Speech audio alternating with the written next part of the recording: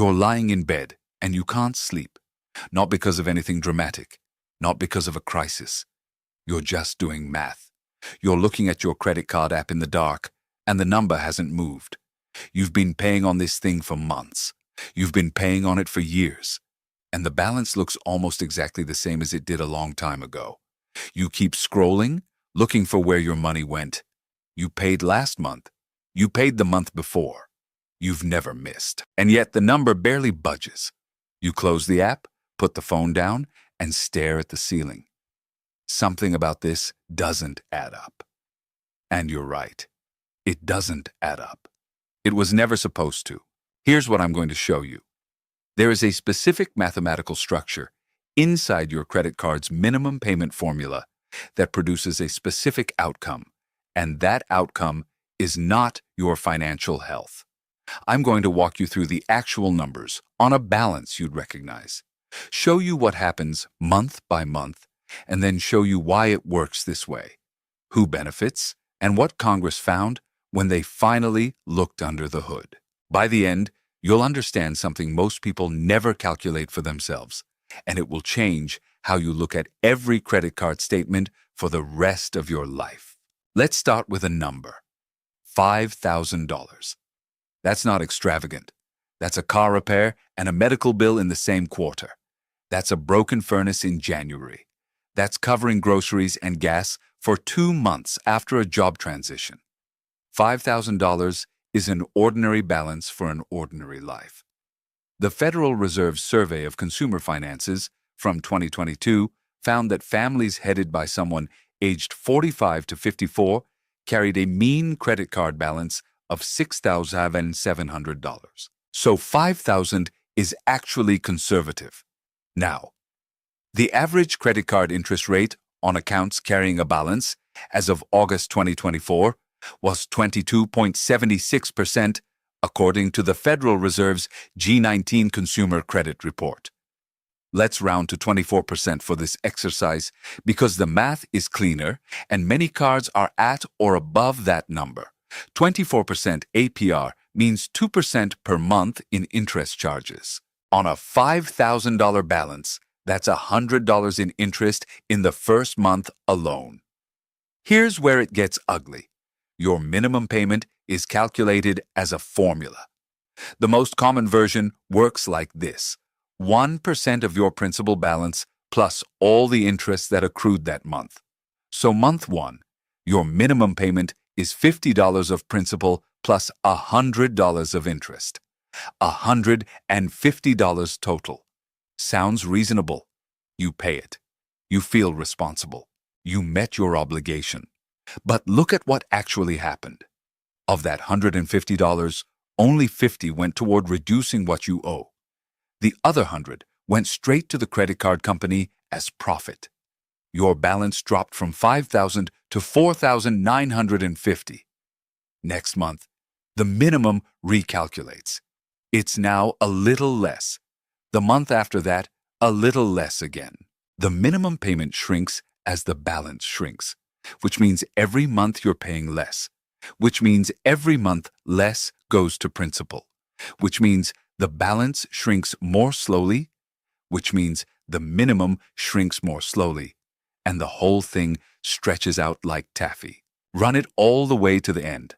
That $5,000 balance at 24%, paying only the minimum under this formula, takes approximately 22 years to pay off. 22 years. And the total interest you pay over those 22 years is roughly $8,400. Let that land for a second.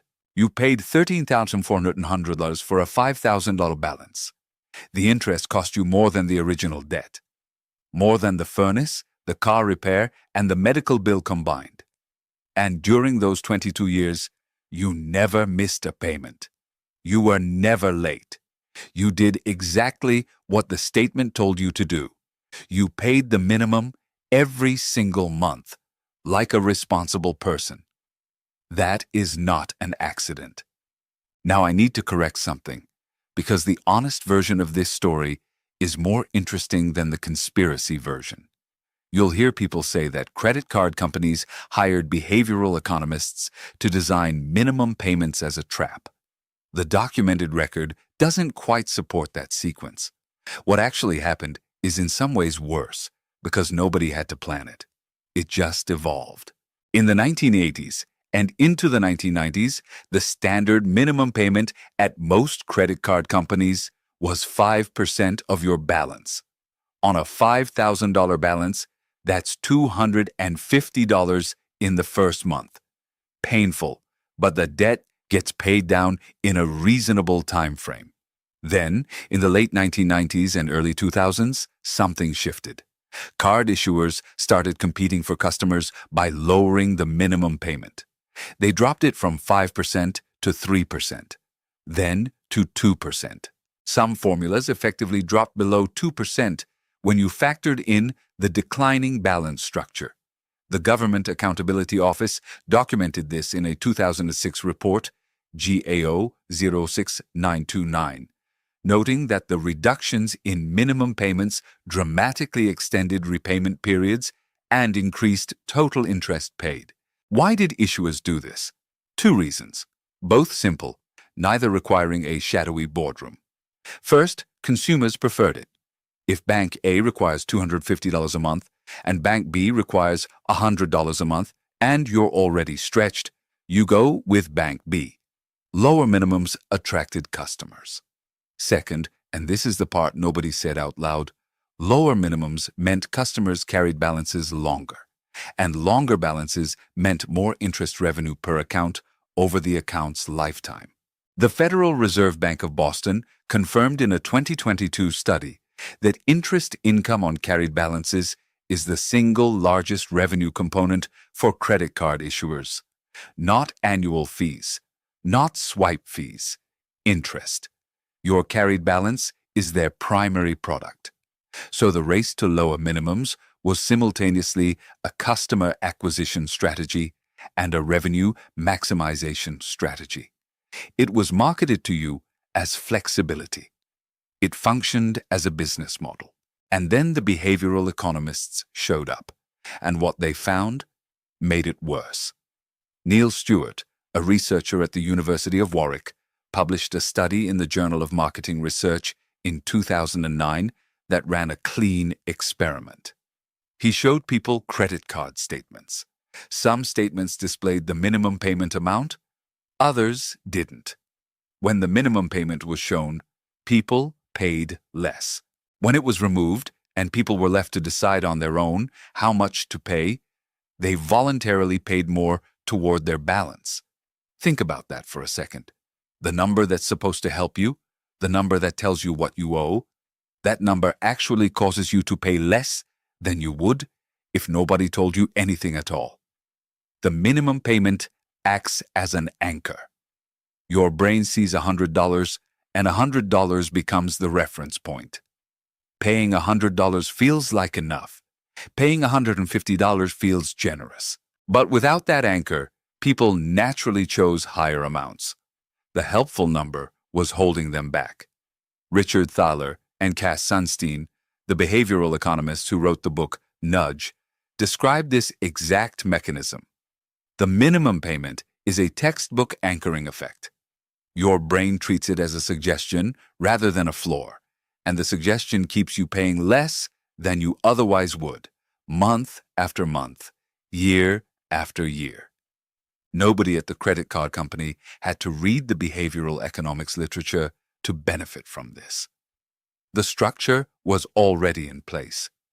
The research just explained why it worked so beautifully. By the mid-2000s, the math had gotten bad enough that regulators started paying attention. The Office of the Comptroller of the Currency issued a guidance letter in 2003 flagging cases where minimum payments were set so low that consumers experienced negative amortization, meaning the minimum payment didn't even cover the monthly interest charge. The balance was growing even though the consumer was making payments. You read that correctly.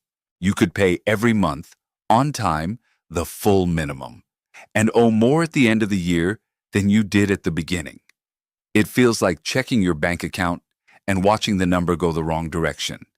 It feels like running on a treadmill that's slowly speeding up. It feels like doing everything you were told to do and falling behind anyway. It feels like a system that is not designed for you to win. Then the math shows up. Congress held hearings. The Senate Banking Committee heard testimony in 2008 and 2009 about what minimum payment structures were doing to American families. And what they found was sufficiently alarming that they passed the Credit Card Accountability, Responsibility, and Disclosure Act, the CARD Act, signed into law on May 22, 2009. Among its provisions was Section 201, which required something that had never been on your credit card statement before. A box. That box. The one you skip every month. The CARD Act required your statement to show you three things. First, a warning that making only minimum payments will increase the amount of interest you pay and the time it takes to repay your balance. Second, a specific calculation of how many years it will take to pay off your current balance if you pay only the minimum, and how much you'll pay in total. Third, the monthly payment amount you'd need to pay to eliminate the balance in 36 months, and how much less that would cost you. Congress required that box because the math was so unfavorable to consumers that they considered it a consumer protection issue. Not a financial education issue, a protection issue. The system was mathematically designed through competitive evolution rather than conspiracy, but the effect was the same: to keep people in debt for decades while they believed they were making progress. And here is where the story takes its most counterintuitive turn. The warning box may not have worked. Sumit Agarwal and colleagues published a major study in the Quarterly Journal of Economics in 2015 examining the CARD Act's effects. They found that the minimum payment disclosure had modest effects on consumer behavior. People who were paying minimums mostly kept paying minimums. The anchoring effect described by Stewart didn't disappear just because you put another number next to it. And for some consumers, researchers found evidence that the 36-month payoff figure shown in the box actually became a new, lower anchor. If someone had been paying $200 a month out of habit, and the box told them the 36-month payoff was $175, some people dropped their payment to $175. The disclosure designed to help was, for a subset of consumers, making things worse. Oren Bargill at Harvard Law School argued in his research that information-based regulation of credit card markets is fundamentally insufficient because it assumes a level of consumer rationality that behavioral evidence contradicts. Telling people the math doesn't change the math if the structure around them keeps pushing in the other direction. Look, nobody in this equation, not the bank, not the credit card company, not the statement, not the minimum payment formula, is paid to tell you what I just told you. The bank's incentive is for you to carry the balance. The minimum payment formula is structured to let you carry it as long as possible. Even the regulatory disclosure, which was a genuine attempt to help, runs into the wall of how human brains actually process numbers. Now here's the math that changes everything, and it's so simple, it almost feels like it can't be right. Let's go back to that $5,000 balance at 24%. Paying the minimum, 22 years, roughly $8,400 in interest, total cost around $13,400. Now, instead of paying the minimum, you pay just $100 above the minimum in that first month and keep paying that fixed amount every month rather than letting it decline. Your payoff timeline drops to approximately 7 years. Your total interest drops to roughly $3,200.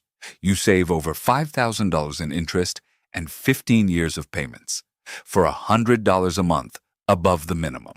The sensitivity of this math to small increases above the minimum is extreme because the minimum payment formula creates a nearly flat amortization curve. Any additional payment goes almost entirely to principal. It has an outsized effect. The difference between paying the minimum and paying $100 above it isn't $100 a month.